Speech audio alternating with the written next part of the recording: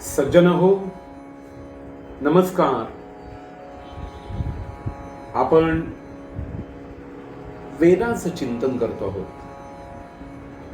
वेदाचा विचार करणं आपलं कर्तव्य आहे. कारण आमचा हा जो भारत देश आहे, यामध्ये राहणारे तुम्ही आम्ही सर्वच जण हे कुठल्या ना कुठल्या प्रकारे वेदाशी जोडले गेलेले आहोत. कारण आपल्या संस्कृतीलाच वैदिक संस्कृती असं म्हटलं जातं. आणि या वैदिक संस्कृतीचा एक खूप मोठा परिणाम असा आहे की मानव हा माणूस जो आहे तो देव माणूस बनवायला त्याला मदत जर कोणी करत असेल तर ती अध्यात्म विद्या करत. या अध्यात्म विद्येचं ज्यावेळी आपण परिशीलन करतो त्यावेळी सद्गुरूंकडून काही गोष्टी प्राप्त होतात. आणि ज्या वेळेला आपले सद्गुरू आपल्याला वारंवार सांगतात की वेदाकडे लक्ष द्या, वेद संरक्षित करा, आणि जेवढे तुम्ही वेदाच्या जवळ जाल तेवढं तुमचं कल्याण होणार आहे, असं आपले सद्गुरू आपल्याला पुन्हा पुन्हा सांगत असतात. त्याचाही आपण विचार केला पाहिजे. आणि केवळ वेदांचं संरक्षण कसं होईल याचा ज्यावेळी आपण विचार करतो त्यावेळी त्या वेदात काय लिहिलंय, मी का त्याचं संरक्षण करायचं, याचा विचार करणं आपल्याला जरुरी आहे. आणि त्याच अनुषंगाने आपण या वेदांचा विचार करतो आहोत. आज आपण गेले 2-3 भाग अथर्व वेदाचा विचार करतो आहोत. आज पुढचा भाग अथर्व वेदाचाच पाहूया.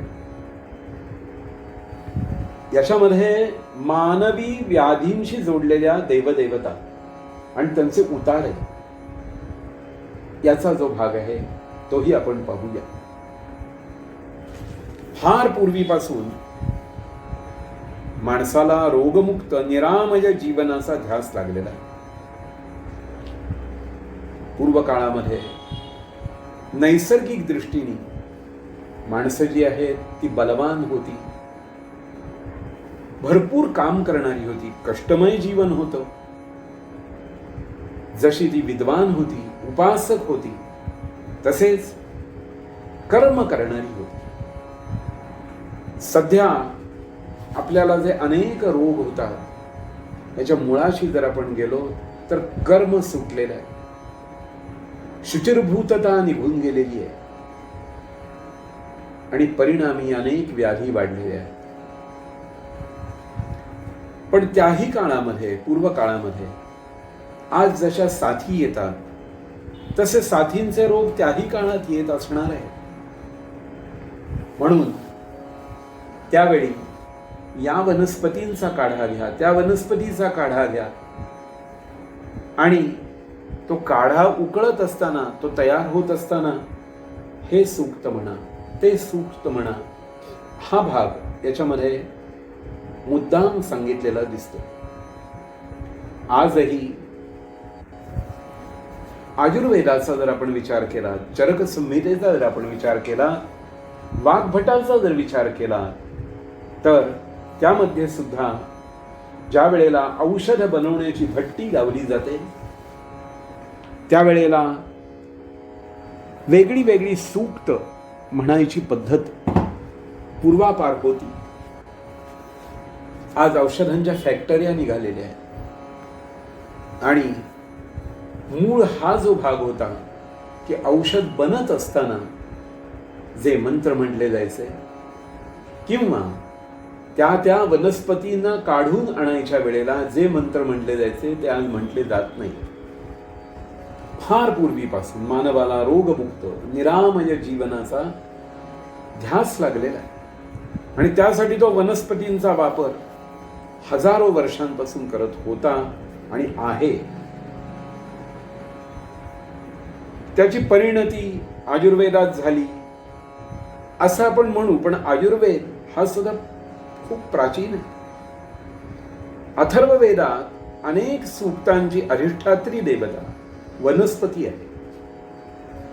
या वनस्पती सूक्तांमधून एकेका वनस्पतीचे वर्णन आणि त्यांचे उपयोग दिलेले आहेत. काही सूक्तात अपामार्ग, आघाडा या औषधी वनस्पतीची प्रार्थना आहे. तर काही खोकल्यावर वापरण्यात येणाऱ्या पिंपळी या वनस्पतीचे उपयोग आहेत. सज्जन हो, मला हे सांगताना एक मोठं बरं वाटतंय अशासाठी की आघाडा माझ्या वाचनात ज्या अनेक काही गोष्टी आल्या त्यामध्ये आघाडा, ज्याला संस्कृतमध्ये किंवा वेदामध्ये अपामार्ग म्हणतात, या आघाड्याचं जे बी असतं, आपण व्रतवैकल्यामध्ये खास करून श्रावण महिन्यामध्ये आघाड्याचा वापर खूप करतो. आघाड्याच्या समिधा यांचा वापर शत्रू पराभवासाठी केला जातो. आघाड्याच्या समिधांचा वापर राक्षोघ्न होम म्हणून जो होम केला जातो त्यासाठी केला जातो. आणि आघाड्याचं जे बी आहे त्याच्यावर प्रक्रिया करून खीर केली जायची आणि ही खीर खाल्ल्यानंतर पुढे 8 दिवस, 10 दिवस, 15 दिवस भूक लागायची नाही. तुम्हाला काही खायची इच्छाच होणार नाही. म्हणजे ते आघाड्याचे बी जे पोटात गेलेलं असायचं ते 10-15 दिवस पर्यंत तुमच्या शरीरामध्ये ऊर्जा साठवून ठेवायचं काम करत असे. म्हणून इथे आघाडा आणि त्याची सूक्त असा विचार केलेला दिसतो. अथर्ववेदातल्या सूक्तांचा वापर सामान्यांच्या अडचणी आणि संकट दूर करण्यासाठी होत असे. जमदग्नी या ऋषींनी आपल्या मुलीचे केस झडण्यावर वापरलेल्या वनस्पतीचे वर्णन एका सूक्तात आले. या वनस्पतीमुळे आधी बोटभर लांब असलेले तिचे केस नंतर हातभर लांब झाले आणि त्यांचे मूळ पक्के झाल्याचा उल्लेख आहे. क्षयाची माहिती मानवाला फार पूर्वीपासून होती आणि त्याची त्याला भीतीही वाटत असे. यक्ष्मनाशनम, क्षयाचे निवारण, अशी शीर्षक असलेली अनेक सूक्त अथर्ववेदात येतात. अनेक ठिकाणी औषधी आणि औषधी वनस्पतींशी जोडलेली देवता धन्वंतरी यांची प्रार्थना करणारी सूक्त त्यात आलेली आहे. आयुष्य वाढावे अशी प्रार्थना करणारी सूक्त या आयुष्य या शीर्षकाखाली आलेली आहे. वृद्धावस्था येऊन मृत्यू यावा, अल्पकाली मृत्यू येऊ नये म्हणून जरावस्थेची जरीमनाह स्तुती करणारे एक सूक्त आहे. रोगांच्या यादीत अनेक रोग बाळंतपणाशी संबंधित आहेत. पूर्वी बाळंत रोगाने स्त्रिया दगावत. मानवाला व्याधी होण्याची कारण पिशाच, भूतबाधाही असू शकतात अशी धारणा असल्याने अनेक प्रकारच्या पिशाच्यांच्या निवारणाचे मंत्र आहेत. त्यांची नावही तंगल्व, नग्नक इत्यादी दिलेली आहेत. गर्भिणी, रोगकारक पिशाच्यांचाही येथे उल्लेख आहे. आजही आपण सुद्धा घरामध्ये प्रसूती झाल्यानंतर 5वीची पूजा, 6वीची पूजा, त्याला षष्ठी पूजा असं म्हटलेलं आहे, आपण करतो. आणि त्यावेळेला बालग्रह म्हणजेच ही पिशाच यांचा त्रास त्या बाळाला किंवा त्या गर्भिणीला तिच्या बाळाला आणि त्याच्या आईला होऊ नये अशी सूक्त आजही म्हटली जातात. आणि त्याला शांतीपाठ असंच त्याचं नाव आहे. सध्याच्या धकाधकीच्या जीवनात माणसं सगळंच विसरून गेली, पण आपल्याकडे षष्ठी पूजा म्हणून जी दिलेली आहे त्या दिवशी सोयर असताना सुद्धा तो यजमान जो आहे तो स्नान करून ही पूजा करू शकतो, दान देऊ शकतो आणि त्या दिवशी ब्राह्मणही त्याच्या घरचं दान घेऊ शकतात. म्हणजे हा एक जो भाग आहे आज आपण अथर्व वेदामध्ये पाहतो आहोत, तो सर्वच वेदामध्ये याचा उल्लेख झालेला आपल्याला पाहायला मिळतो. अनेक प्रकारच्या पिशाच्यांना घालून देऊन मानवाला व्याधीमुक्त करण्यासाठी अनेक सूक्त आहेत. मातृनामा नावाची देवता असलेल्या सूक्ताचा उद्देश गर्भार स्त्रीचं रक्षण करणं हा आहे आणि यासाठी मोहरीचा आणि पिंग पिवळ्या रंगाच्या वनस्पतीचा उपयोग करून दिलेला आहे. आज सुद्धा आपण पिवळी मोहरी आहे तिचा वापर करतो. खास करून प्रतिष्ठा प्रयोगाच्या आधी अघोर होम असतो आणि त्यामध्ये मोहरीचाच होम आहे. मोहरीला सरशप असं म्हटलं जातं. सर्वत्र घनदाट जंगल पसरलेली असताना साप चावणं ही तेव्हा नेहमीची घटना होती. सर्व दिशातल्या सर्पांचं विष उतरवणाऱ्या सूक्तांची देवता तक्षक आहे.